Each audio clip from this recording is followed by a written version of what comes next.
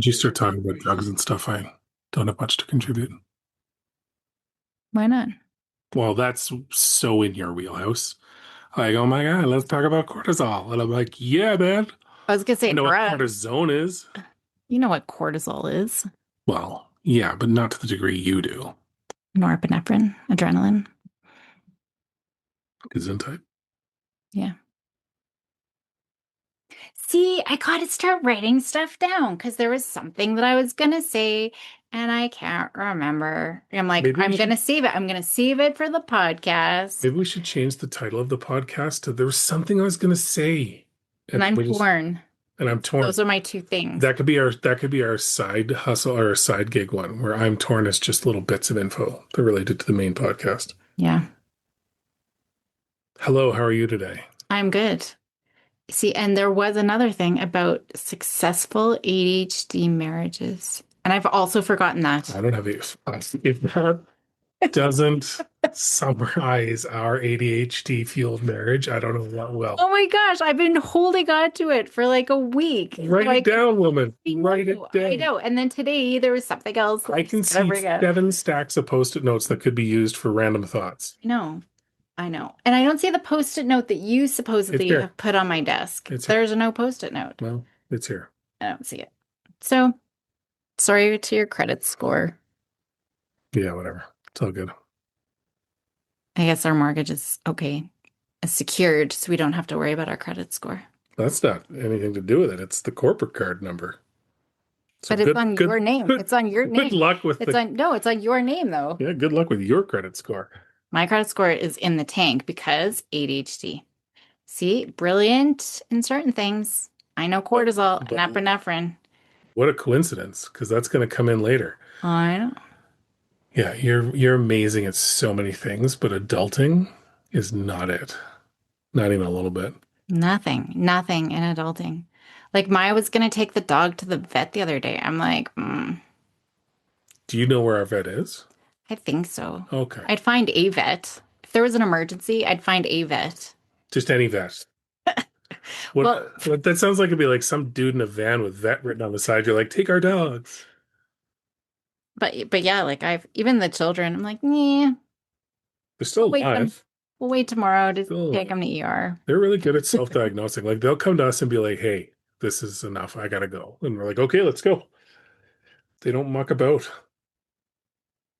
I loved the one time we were in the cabin, Willow and I. She's gonna be embarrassed that I share the story, but she thought she was dying. For sure, she was dying, appendicitis or something. So I'm like, I'll call 811 because that's what we call for like medic line to see. But they always tell you to go to the hospital. Yeah. Pretty much, I've never called 811 where they've not told me to go to the hospital. I have once.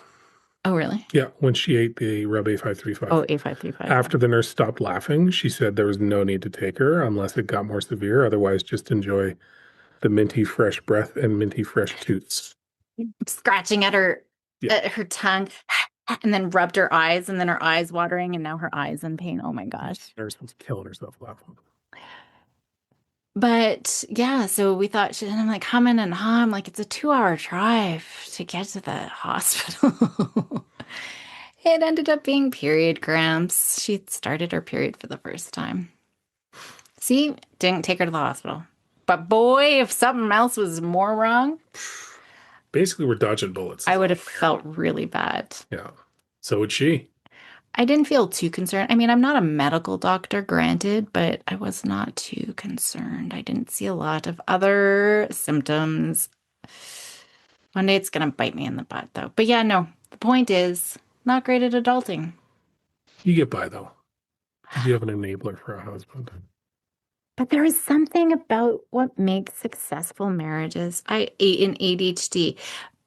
When the wife has ADHD, they tend to be more successful. Maybe that's it. Just the ADHD one is the girl. That's what makes it successful. Well, I know that there is something else. I think that also ties into the mortality rate of men, though. I'll guarantee you that's a part. Like, I would love to see a study that ties ADHD marriages directly to life expectancy in men. Because I bet the more severe the ADHD, the quicker the end comes. Well, there is a correlation between ADHD and mortality. We have a shorter lifespan, but usually because we engage in risky behaviors more than the neuromajority person. That's fair. That's fair. But yeah, I don't know what the lifespan is of the neuromajority. Of ADHD spouses, Yeah. it's got to be short. Like I'm thinking 52 years old, 53. Well, we gotta Like, live a lot of lives in the next 3 years. You're gonna be 50 soon. all right, let's move on. Someone said yesterday that my beard looked good on camera. And I said, oh, I haven't done anything different with it. And she immediately responded with, it must be getting more gray because the camera's washing it out. I'm like, that was cold-blooded. And she's not wrong. But yeah, don't look at it. It does look more gray. Yeah, I know. Before it was just two streaks of gray. Now you just have like one streak of black. Yeah, well, maybe. It's fine. Let's move on. Pulled out a gray nose hair the other day. It's gonna bug me. I'm gonna have to look it up. There was something. Right, put it in the show notes. Yeah. Did something happen this weekend? I feel like something also happened this weekend. We went to lovely Leduc. We did. I got to go on the Ryan Jesperson show. Yeah, that's true. I'm kicking myself for a few things there. Things I said or didn't say. Hey, you put it out in the world. You were honest. Move on. But that was good.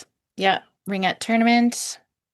I feel like something there happened. I went and socialized. I actually went with the other parents for lunch Did one you have day. a choice? I did not have a choice. Would you have chosen another option? No. Yes, I would definitely just stayed home at the hotel. Why did you have to go? Because you had a work call. There you go. So back to your original point of ADHD marriages right there. I often have work calls as well. I just do that day. Yeah, exactly. And if had you, she would have been cabinet to that. Or gone with a different family. But she really wanted me to come. And I went and I socialized. You adulted really well. I didn't eat though. No. And everyone's like, oh my gosh, you gotta eat. And like, you gotta understand, I literally just ate breakfast. Like half an hour. Oh, that was the Ryan Jesperson day. Because I didn't eat breakfast. Oh, that was a problem. Yeah. I was supposed to be there at 8:15. I usually don't eat breakfast until like 9, but I'm a gal who gets up at like 3:34. So I'm usually up for a very long time and then I eat. So I worked out, had like 5 hours, got to the studio. It was only supposed to be like a half-hour interview, but it was over 2 hours. So I didn't get to eat until 11 o'clock. And even on the show, I was like dying. Like my energy level was not great. So that was not good. So then I shoved my face full of food and then went to the restaurant. And then everybody was upset because I wasn't eating. Anywho, yeah, I socialized. I did that. Super awkward.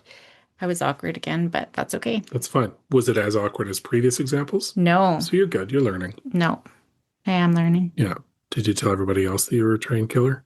No. You should have. And just stared at him. No, but then I told them a horrific story about how somebody beat up our dog. That is true. Dogs, plural. Dogs. It's unbelievable. I know. I look forward to the day I run into that guy on the sidewalk. Just our poor dog walker. Did we talk about this already on the podcast? Poor dog walker, just because we were away. And yeah, some guy randomly just started, they did nothing. They didn't bark. They were just sitting, waiting for him to pass them. And he just came and started wailing. And our one, who's a rescue dog, I mean, out of the 3 are rescue dogs, but she was severely abused and neglected. We got her a little bit older. And she went completely submissive. And he was just pounding on her. Like, I don't understand. It's so heartbreaking. Yeah. Yeah, it's unfortunate. The poor dog walker, too. She was beside herself, just a young girl. So... yeah, I don't get some people, but that's a podcast for another day and just the craziness of current state. Yeah. Yeah. All right. Well, I do have so much to talk about because there's so much about like screens and like just new stuff coming out, but that's okay because we've got a guest today and we're going to talk about some of this and really important things actually. So Matt Kaufman has spent most of his life at summer camp, but not because he lacked options in school. Things came easily. He moved quickly through classes and eventually graduated from Cornell University with both a bachelor's and a master's degree in operations research and industrial engineering. And he finished his master's program as valedictorian.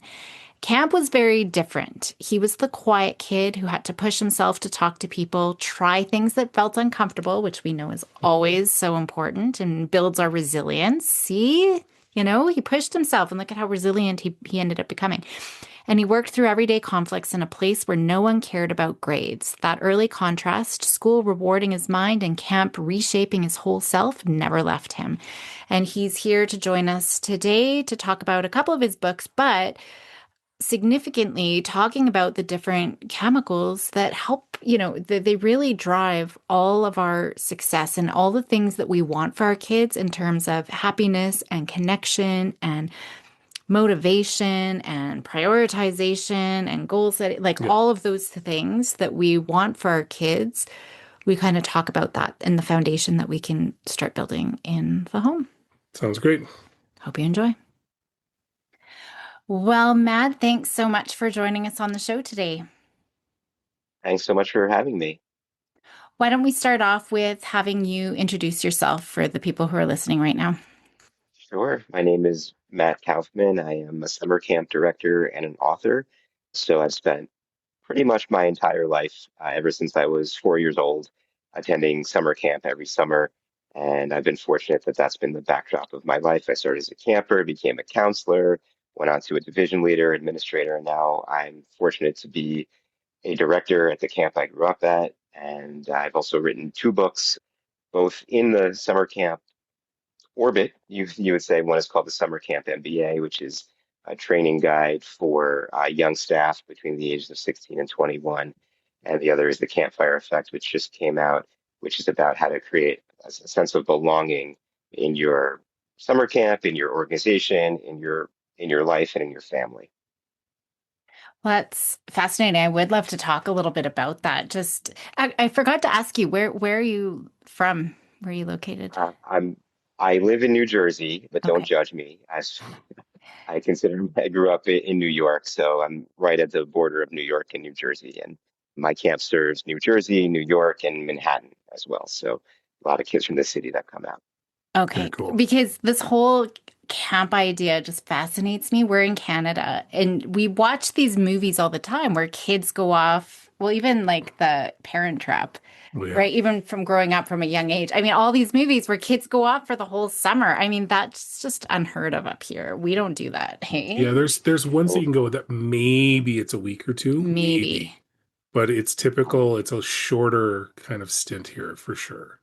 We mention sleepaway camps and then people think it's like a horror film or something. I know that's yeah. I work at a day camp, so our kids go home Okay. every night, which is I Okay. growing up going to sleepaway camp was so scary for me. Although I think it would have been a great experience. But it's funny that you mentioned the Parent Trap because we hire every year we hire a few dozen counselors from overseas, Europe, Australia, where some from Canada, and they're always expecting like a Parent Trap kind of experience, and like even to the point where somebody once asked me like, "Where are all the twins?"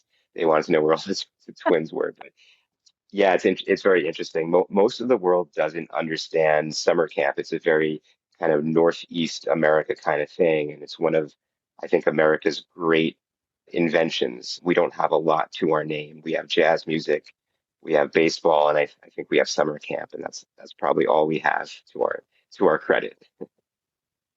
Yeah, that's Good, funny. good. That's just always what I think of. Well, yeah, why don't we talk about some of those things, how we can create that sense of belonging, whether it's at camp, but even, parents who are listening here, how they can kind of bring that into the home too. Yeah, so for people that aren't familiar with camp, one thing that people don't realize is that a lot of the camps in America, especially the sleepaway camps, kids start there at the age of 7 or 8 or 9, and they never leave, right? So kids will stay until they're 15, 16. They'll become staff members, and many of them will stay till they're graduating college. And it's this very strange thing. These camps have, we call them retention rates of kids, and kids start and they never leave. And it's much better than any other industry out there. So if you look at places like Disney World, well, they have a 70% retention rate. The Ritz-Carlton has a 79% retention rate, and some of these sleepaway camps have a 95 to 98% retention rate, just Wow. numbers that are unheard of. And I started wondering why that is. Why is it that kids say that they can't wait to come back to camp? Why is it that parents tell me that their kids are the best versions of themselves at camp? And for a while, I just chalked it up to something that we call the magic of camp. But, I'm an adult and I don't believe in magic. So I'm actually an engineer by trade, by schooling. And I started looking at the research, and it turns out that there are all these chemicals in our brains that influence our mood and influence our abilities to learn and to grow.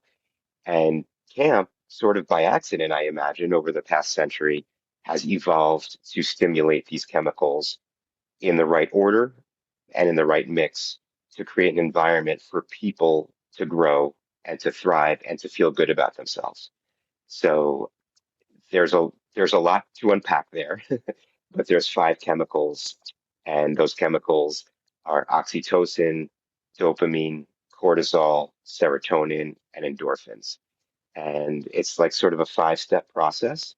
And those chemicals coincide with words that I think we all know and understand that influence children as they're growing up. And that's safety. Oxytocin provides safety. And when I talk about safety, of course, I'm talking about physical safety, but in this context, more of emotional safety and feeling as though there are people that are looking out for you and feeling as though you can make a mistake and not be judged for it. And that's the chemical oxytocin that does its work.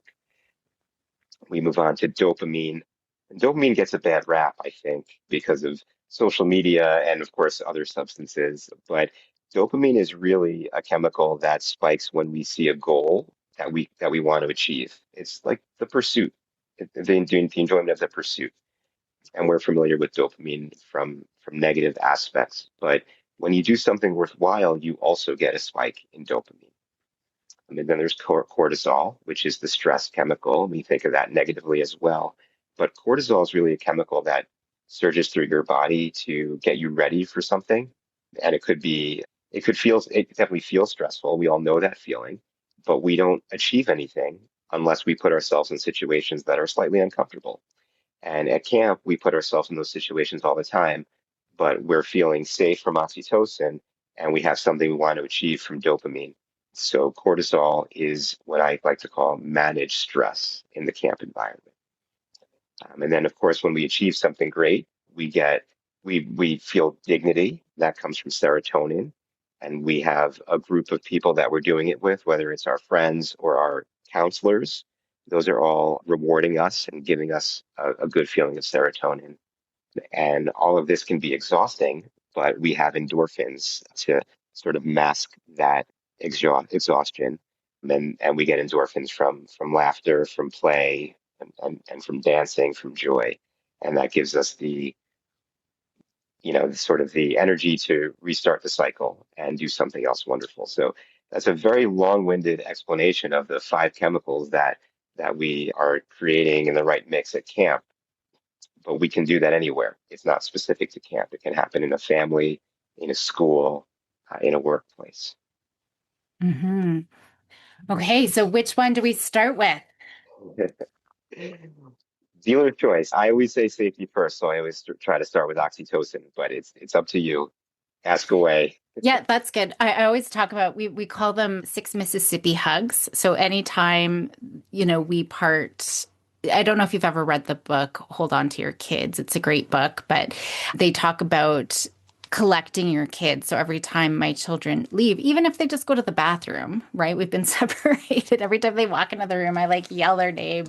But we have these six Mississippi hugs to release oxytocin. So I'm always telling them, we're releasing that oxytocin. I think I probably don't at this stage. It's probably more annoyance. Is it the cortisol that actually comes out of maybe, it? maybe it's the cortisol. But anyways, yeah, let's start there.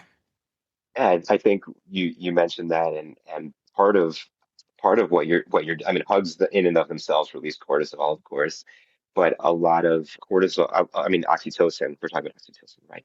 A lot of oxytocin is also released just from the idea of rituals. And your six Mississippi hug seems like it's a ritual.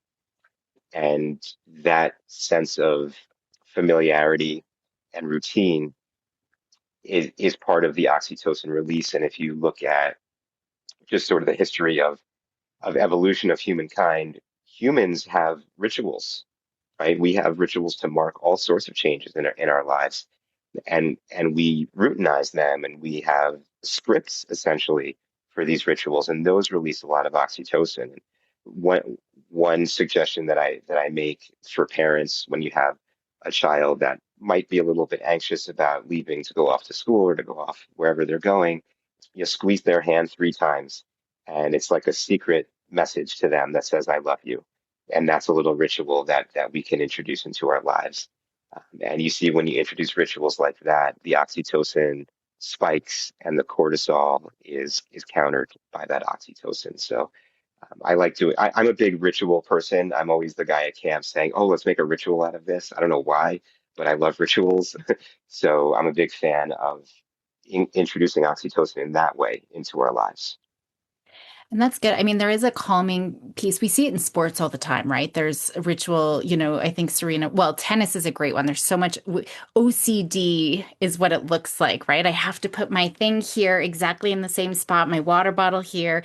I have to bounce the ball 3 times, but it really is that predictability really does help calm the nervous system when we're in high, competitive situations or anything like that. And yeah, with the six Mississippi, I should probably explain it to you. I mean, counting to six because it's not just the quick peck or the quick hug, right? It's that's how long it actually takes to feel to have that. And I read research somewhere, it takes 6 seconds for that oxytocin to really kind of optimize and be released when we have those types of things. But rituals and routines, I think, are so important on so many different levels. So for kids that are coming into the camp or for, to apply it over to a family situation, I'm assuming some of these kids that are coming from the city that have, for the first time, have never really experienced something like the camp that you're bringing them into. How do you introduce those rituals, or how soon do you introduce them to try and start getting them down that path, I guess, of feeling safe, feeling like they can have a good time, and kind of getting over that initial apprehension they might have? So rituals, we have to be careful with things like rituals and jargon and shared vocabulary because they can feel exclusionary if they're not introduced correctly. We we often talk to our staff about this, and the staff experience it during staff training because most of our staff are returners, and they know all the phrases and the little things that we do at camp, and the new staff do not. So we model this with our staff. We separate our new staff and our returning staff for about 2 hours at the beginning of our staff training, and we go over all of this. And that gives us time with the new staff to explain the most important rituals, the most important vocabulary, and say to them, it's normal. It is very normal that when we come together, you're going to feel a little bit excluded. And you need to understand that that is a temporary feeling. And in an hour or a day or a week, I don't know how long it's going to take, but at some point, you're going to feel part of that community. So we find that managing expectations reduces that cortisol and increases a little bit of oxytocin, and then we're able to do something similar with our new campers, our first year campers. They actually come up to camp before the summer starts, and they can get a similar at their age level a similar introduction to those rituals. So that's how we do it. There's a lot of ways that camps do it. Some do it differently from that, but ultimately, what we do with children is we find that playing playing is really the ultimate answer for this. That's how children relate to each other in our setting, and I think in most settings, especially the younger ones, is that they're playing with each other, and that reduces that cortisol because that's what children are designed to do. They're designed to play, and that's really what helps. And I bet play also releases the dopamine and the serotonin and everything else as well. So why don't we move on to dopamine next? Yeah, dopamine is so interesting because the world that we live in with social media and phones provides so much cheap dopamine. And I think that I think that we need to kind of make a distinction between cheap dopamine and deep dopamine, right? Like cheap dopamine it used to just come from like drugs, right? We would talk about, drug addiction, and now we've moved on to all this social media addiction and phone addiction and technology addiction. And cheap dopamine is what we get when we're not creating anything of value, right? So when you're scrolling through your phone or your phone dings, that's dopamine for sure, but that's like an abusive kind of dopamine. And you need more and more of that to get the same level of dopamine in the future. And that's when you start getting into problems like addiction and not being able to control your actions because you're just pursuing this dopamine. And I see it, I'm sure you see it, but I see it every summer with the teenagers that we have, that they're just addicted. They're addicted to their phones, they're addicted to social media. And when they come to camp and they're separated from it, it can result in strange behaviors, just like breaking any addiction. So that is a very, very scary thing. And I think what's very scary about it is that it's so new. And we really don't know the long-term effects of this kind of addiction yet. But I think we all know it's not good. No, and even with adults. So I just was on, there's a new season of Fear Factor, and I was the consulting psychologist on it. And the hardest thing that I would say was that the participants didn't have access to their phone more than, being bit by snakes and, everything that happened. That was really, and seeing the withdrawal symptoms, and we see it in kids all the time, and it really does affect the brain the same way. You explained it very well, just in terms of how needing more and more hits. It's just never enough. And it's not the same. Like we do know it's not the same dopamine that then if you've done something hard, that like that achievement and the anticipation of something meaningful and purposeful, right? That goal directed sort of behavior. So anyway, we are definitely seeing it, and it's rewiring their brain, and it's making that whole circuitry, that whole motivation circuitry is becoming problematic. It's becoming weaker and weaker because of screens. So And we're seeing it just in ability to problem solve, in ability to create interpersonal relationships. There's just so much there. And I think what we need to focus on as adults leading children, but also as adults who are facing this addiction ourselves, right? This is in our lives too.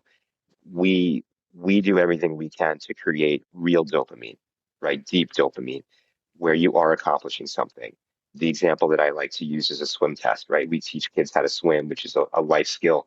But the bigger life skill is the child realizing that if they work hard at something and if they trust the adults in their lives, that they can achieve something they never thought they could achieve. So when we see a 6-year-old come into camp and they can't swim, and 3 weeks later they've passed the deep water test, that is a story that they start to tell themselves about the kind of person that they are and the kind of person they can become. And that's real dopamine. And that's the dopamine we're always trying to create, whether it's a swim test, a zip line, a ropes course, baseball game, a soccer game, whatever it is, we're trying to create that. And the goal for us is to have the child see a goal as visible. We don't want that goal to be too far away. When you have a swim test, you're swimming to a buoy, you can see the buoy out in the lake, or you can see the other side of the pool that you're swimming to. And I think that a lot of times in school, the goal is too far away and too abstract. And if you think about like a test, right? Like if I'm a student in a class and I'm taking a math test, well, I'm learning the material today. I start studying for the test in a week. A week after that is the test. And then maybe a week or two later, I get my grade on the test. That's a tremendous amount of time for a child. There's no, that loop is not tight enough, right? So the reward on the test doesn't impact the effort you gave a month ago. So we talk a lot about making goals visible and making the reward as short of a time period as possible. Even think about like a freshman in high school here in America. And you start to tell them, well, when you're a senior and you're looking at colleges, well, that's a really long time away for a 14-year-old, right? Like that's not helpful for them. That's way too long. So I think that's a lesson that parents and schools for sure can learn from camps, and how we set up our rewards to maximize that dopamine in a positive way, not in a negative way. So, I mean, game developers know it, right? Every level that you Sure. pass, yes, I got it. Now they're excited to go to the next level. And so we need to really have that because you're right. I work with so many seniors. It's like May, they're supposed to graduate June. It's not till May they realized, oh my gosh, I'm not going to graduate, am I? Because it was so far in the future. So those rewards have to be immediate. They also need to Kids need to know specifically for what. If we just say good job, that's too vague, right? Good job. Well, what does that mean, right? So it's specific about what specific behavior did they do? Even like, oh, you kids are getting along. You're getting along so well with your brother. No, be very specific, right? Oh, I like how you shared that toy with your brother and you put your arm around him when he was crying, or like being Yeah. specific. And it's got to be meaningful for them, right? We look at the salience. We can say rewards and praise and everything, but if they don't care about it, that's not going to hit home either. So I think that those are really important. And the consumption, Well, just going listen, back to as the dopamine, anything we consume, because we get a dopamine hit, and if I eat a bucket of ice cream as well, right? Like some of those comforting things, but anything we consume is not the right dopamine. It really is the output. What are we creating? What are we doing with, and it'll be a bigger hit if we don't know the outcome. If we think about when are we the most proud in our kids, in ourselves, it's when we have no idea what the outcome's going to be and we try something hard, right? And I think that kind of fits nicely here with all of this. the best advice that I ever received was from a staff trainer who visited my camp. His name is Michael Brandwine, and he told me whenever you see a child do something that you like, you have to describe it, label it, and praise it in that order. Describe it, label it, praise it. So you threw out your garbage, that's helping out. Great job. So you can't just skip to the great job. And the description of it kind of links the helping out, right? So next time I hear the phrase helping out, I understand that that's doing something like throwing out my garbage. So you give these like micro bursts of dopamine to the children dozens and dozens of times throughout the day. And you start to see them yearning for this good kind of dopamine and being a good friend and being a good helper and all sorts of things like that. And you get whatever you're paying attention to. So really shifting our focus on those behaviors that they are doing, because most of the time kids are hearing, dude, where do you put your garbage? Right? Dude, where do you put your plate? Like the corrective feedback all the time. And so they're not getting that. Yeah. So when they do something, we really want to make sure we're giving attention to it. Yep. People respect what you inspect. That's what we Yeah. say. We have a lot of Oh, really I good like phrases at that. camp. I like that. Let's move to serotonin. Serotonin. Okay, you want to skip cortisol, or you want to come back to, or you Oh, want to do oh, no, cortisol? we can do cortisol first. Yeah. Okay, yeah, cortisol, because that's the one, that's the stress one, right? That's the chemical that teaches kids how to try something hard, even though it's hard, right? So this is the classic example is the ropes course. So a child is standing at the base of a ropes course and they're looking up at this huge climbing wall, and it is very normal to feel a surge of cortisol going through your body. And the antidote to cortisol is all the other chemicals that we talk about, right? So if you're there in a vacuum and you're just looking up at this climbing wall and you feel no support, you feel no safety, you feel no joy, you're not very likely to actually climb that climbing wall if you're the person that's afraid of those types of things. But at camp, we make sure that we have a staff member there who, of course, knows about the climbing wall, but they also know what to say to make a child feel comforted and feel like they're in a safety net that increases their oxytocin. So when we have a staff member there, that staff member is not saying something like, "Oh, trust me, this is going to build grit," or "this is going to help with your growth mindset," right? Those things are true, but that's not what we explain to the child. We say something to the child like, "It's okay. The first time I tried to climb this wall, I was very nervous too. I only took a few steps up the ladder. Why don't you try taking a few steps up and see how you feel?" Right? So now we have a shared vulnerability, which increases oxytocin. And that's that's where we see children grow. So the cortisol is there, it's the friction, right? If everything is too easy for the kids, they don't grow at all. So we provide a little bit of friction, but it's managed. So we say that stress plus support equals growth, right? Stress without support is dangerous, and support without stress leads to fragile children. So you need stress plus support, and that's what gets you the growth. Yeah.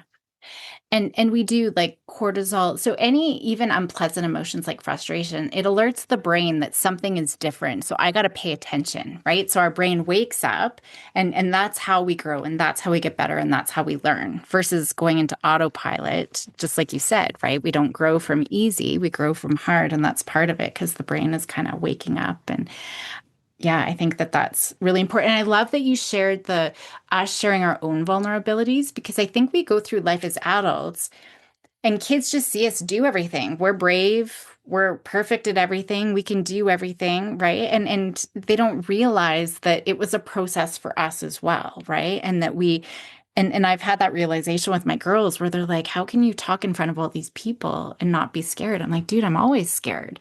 And we don't talk out loud. So just every day being able to talk out how we're stressed or how this is really difficult and modeling, the steps that we're going to take to follow through or to achieve whatever that goal is. That was great that you brought that up.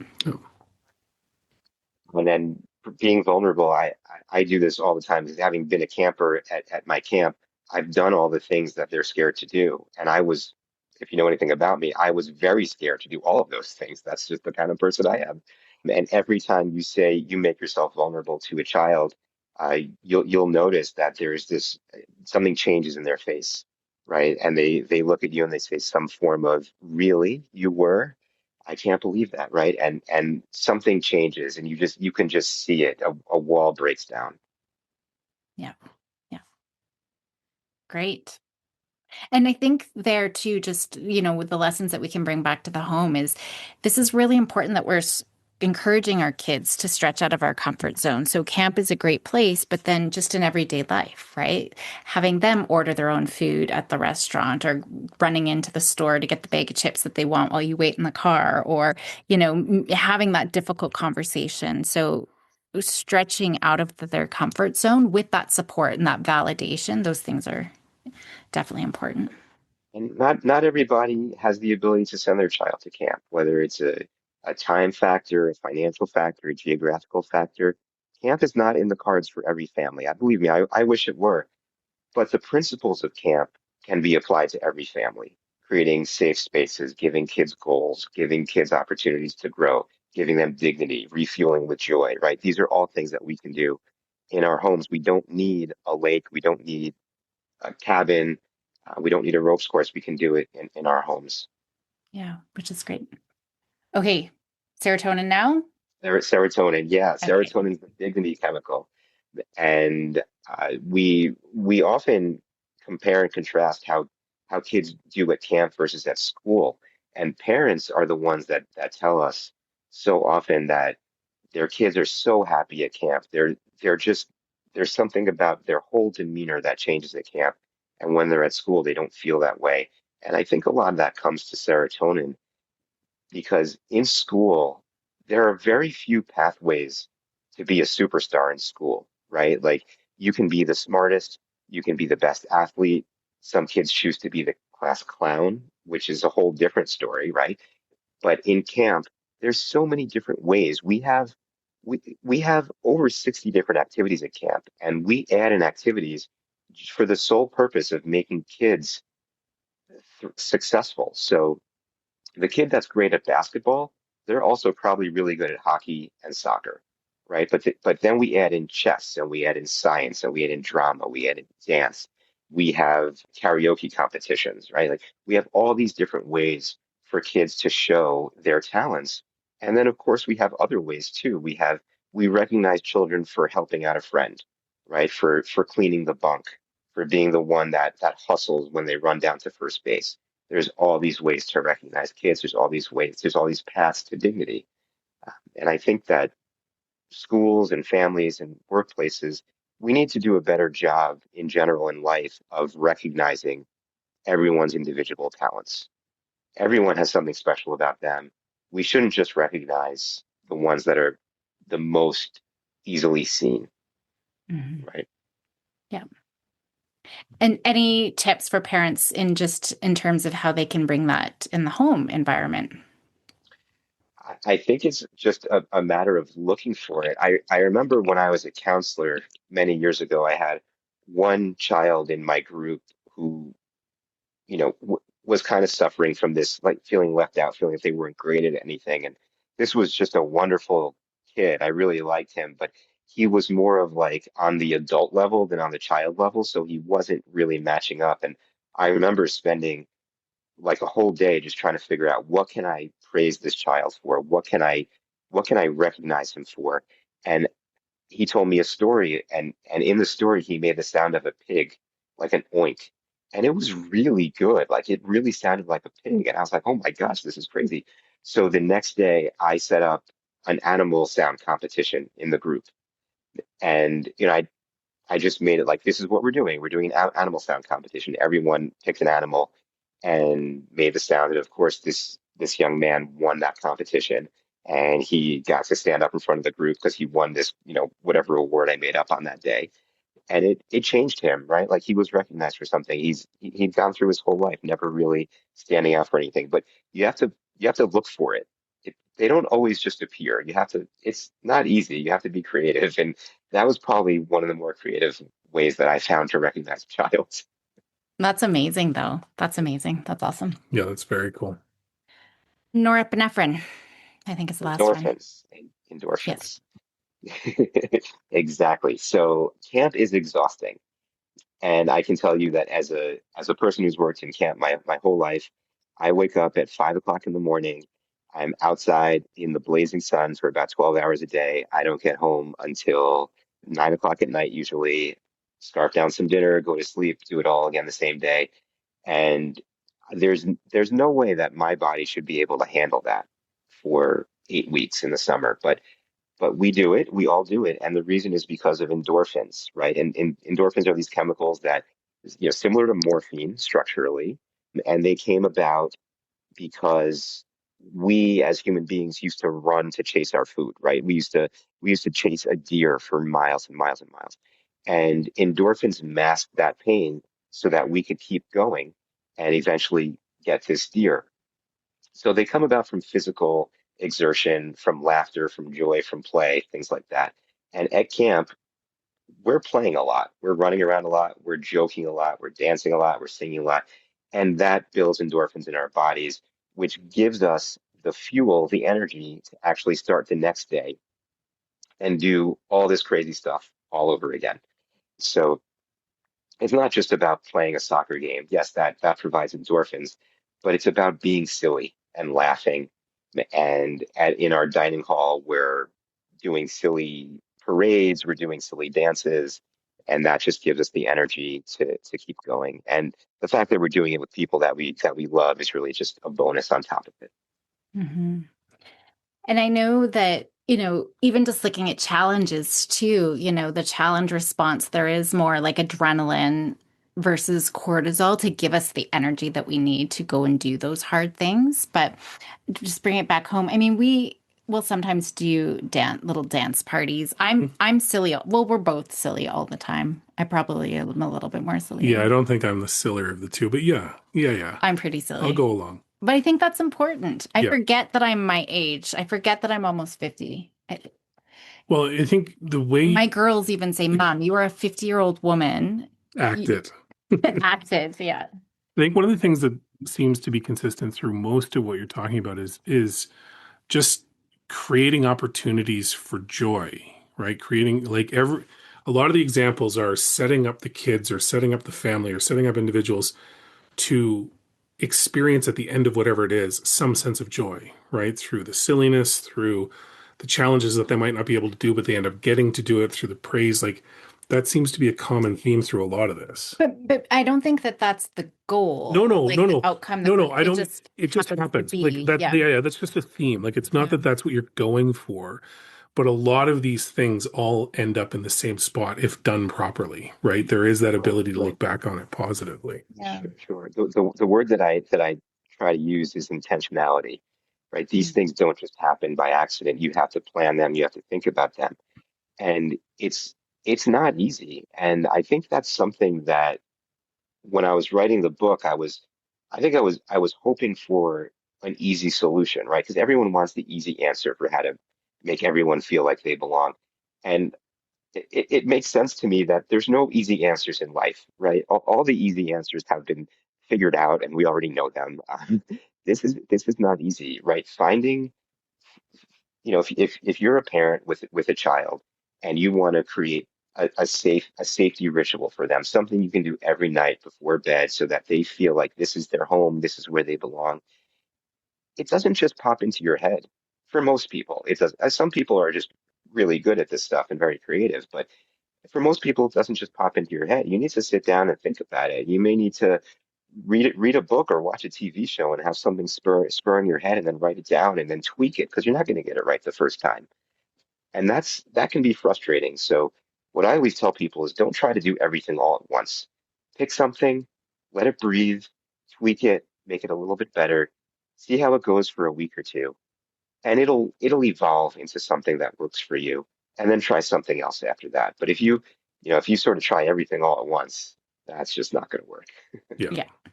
Well, I like the analogy of gardening on so many different levels. One is I've spent thousands of dollars to try to do everything at once and it all dies. But we've taken the approach of, okay, one thing this year that we're going to focus on. But we're planting the seeds. It doesn't grow overnight. It's going to take time, but it takes work. Weeds, we do not need to do anything, right? We can just let it grow, and that's kind of anxiety and conflict and, all of those things that just come easily in that regard. But to have a beautiful garden every day, that intentionality, right? We have to weed, we have to water, we have to make sure there's enough sunlight and nurturing and all of those things, and just kind of focusing. So Yeah. yeah, that's usually the analogy that I like to really show it does take work. And yes, it's hard, but so is dysregulated child who doesn't feel like they belong. And, so you just got to choose your heart and choose the work, I guess. Yeah. So yeah. Well, this has been amazing. So many great pieces of information. Anything left unsaid that you think's really important to share? I just think that it's a process and the order matters. So you want to always start with safety, always make sure that people feel like they can fail without being judged. If someone's afraid to speak up because they're going to be judged, nothing else is going to work until you solve that. So if there's one takeaway, I would just say start with safety and go from there. Perfect. Well, I will put all of your information in the show notes and your books in the show notes so people can check those out. For people who are listening right now and want to check you out, where's the very best place to reach you if they wanted to?